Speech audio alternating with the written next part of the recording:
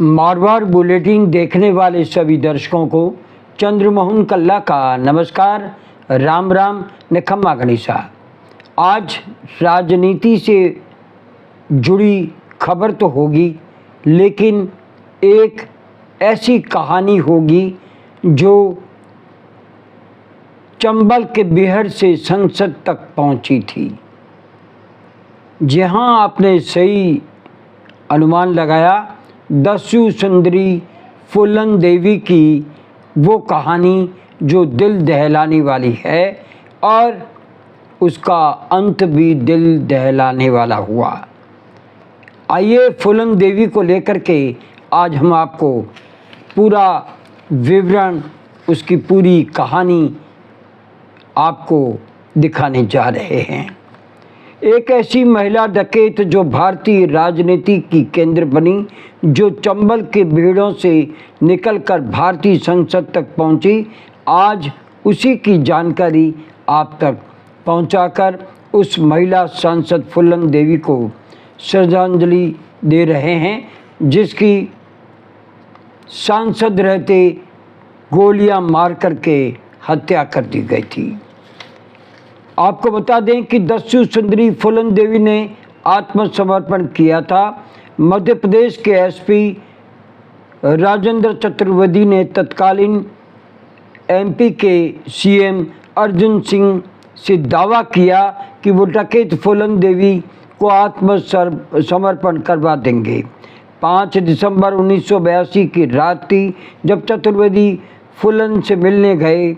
वो बाइक चला रहे थे, पीछे फूलन देवी का मुखबिर बैठा हुआ था। एक झोपड़ी में उन्हें रोका। वह एक डाकू ने राजेंद्र चतुर्वेदी एसपी को खाना खिलाया और फिर वो उसे बाइक पर लेकर के पीछे बैठाया और रवाना किया। करीब 6 किलोमीटर चलने के बाद बाइक खड़ी कर दी गई।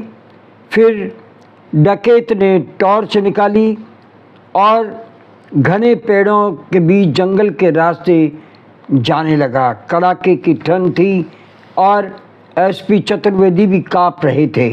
पूरी रात चलते रहे और सुबह वे एक झाड़ियों के पास रुके तो एक महिला बाहर निकली। उसने नीले रंग का बेल बॉटम व कुर्ता पहन रखा था। ये दस्यु सुंदरी फूलन देवी थी। फूलन ने अफसर के पैर पर 500 का नोट रख दिया, जो कि भाई बहन का रिश्ता होता है। फूलन ने अपने हाथ से चाय व नाश्ता पुलिस अफसर को करवाया। चतुर्वेदी ने फूलन के परिवार वालों से बात शुरू की और कहा वे 1 माह पूर्व आपके घर गए थे। फूलन ने तब पूछा, वहाँ मुन्नी मिली थी? अफसर ने कहा, हाँ मुझे मुन्नी मिली थी। फूलन इमोशनल हो गई।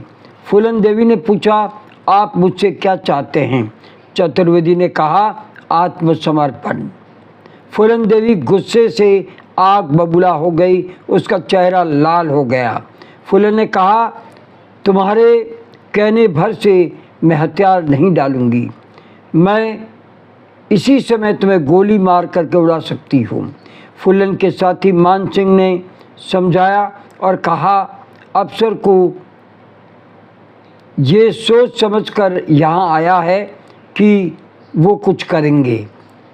फूलन ने चतुर्वेदी को खाना खिलाया और कहा, आत्मसमर्पण के समय क्या सबूत कि आप लोग एनकाउंटर नहीं करेंगे। चतुर्वेदी ने स्पष्ट कहा कि ऐसा नहीं होगा, फिर भी आपको विश्वास दिलाने के लिए एक आदमी मेरे साथ भेज दीजिए, जिसे वे सीएम अर्जुन सिंह से मिलवाएंगे, और पूरी बात बताई। फिर चतुर्वेदी अपनी पत्नी व बच्चे के साथ एक बार फिर फूलन से मिलने गए और कहा कि वो सरेंडर करेगी तो पुलिस कोई एक्शन नहीं लेगी। 13 फरवरी 1983 का वो दिन मध्य प्रदेश का भिंड जिले का MGS कॉलेज में दस्यु सुंदरी को देखने के लिए भारी भीड़ इकट्ठी थी। इससे पहले वाली रात 12 फरवरी को फूलन भूखी रही, रात भर सो नहीं सकी, लेकिन 13 फरवरी 1983 को CM अर्जुन सिंह के सामने फूलन देवी ने आत्मसमर्पण कर दिया।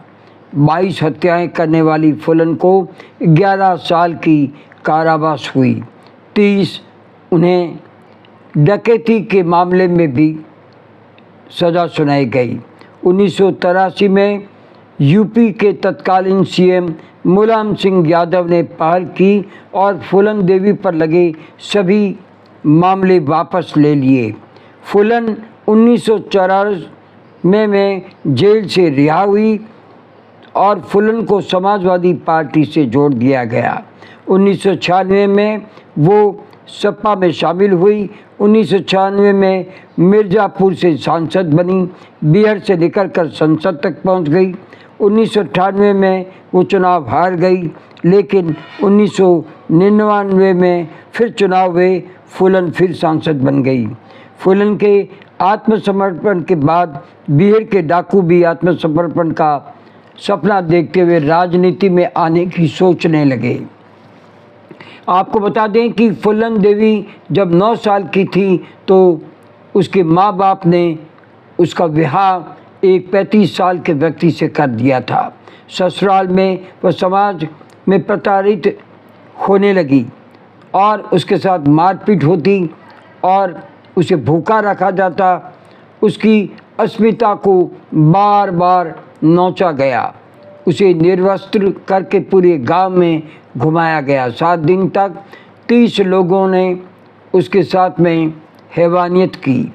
बैंडेड क्वीन आखिर बिहार में डाकुओं को बेच दी गई और बहसाई गांव में उनके साथ अत्याचार हुआ।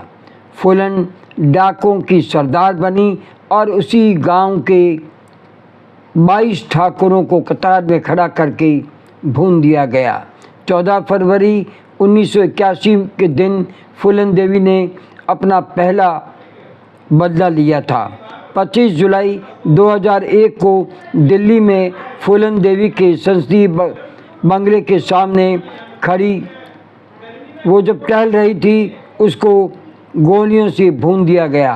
पंकज सिंह राणा उर्फ शेर सिंह राणा ने सांसद फूलन देवी की हत्या की थी और उसने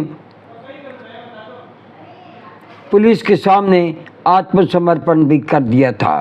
कारण था ठाकुरों की फूलन देवी द्वारा हत्या की गई थी। उस समय ये हत्यारा 4 साल का था, तब उसने कसम खाई थी और फूलन देवी की सांसद रहते हत्या कर दी गई थी। फूलन देवी बेड़ों से निकल करके संसद तक पहुंची और उसने अपनी ज़िंदगी किस तरह से काटी और वो डाकू क्यों बनी, ये समाज के लिए एक बड़ा उदाहरण था कि एक सीधी सादी भोली भाली गांव की लड़की को पहले 35 साल के युवक को बेच दिया जाता है, फिर डाकुओं को बेच दिया जाता है और वहीं से ये डकैत बनी और इसकी कहानी संसद तक पहुंची। आपको ये बुलेटिन कैसा लगा हमें ज़रूर बताइए। आज बस हमारा समय यहाँ समाप्त होता है। अगला बुलेटिन लेकर फिर हाजिर होंगे और इजाज़त लेने से पहले हम जानना चाहते हैं कि आपको ये चैनल कैसा लगता है। अगर आपको ये चैनल पसंद है तो इसे सब्सक्राइब करें, लाइक करें, शेयर करें और इस चैनल को बढ़ावा दें। आज्ञा दीजिए। नमस्कार, जय हिंद, शुभ रात्रि, शब्बा खैर, जय जय भारती।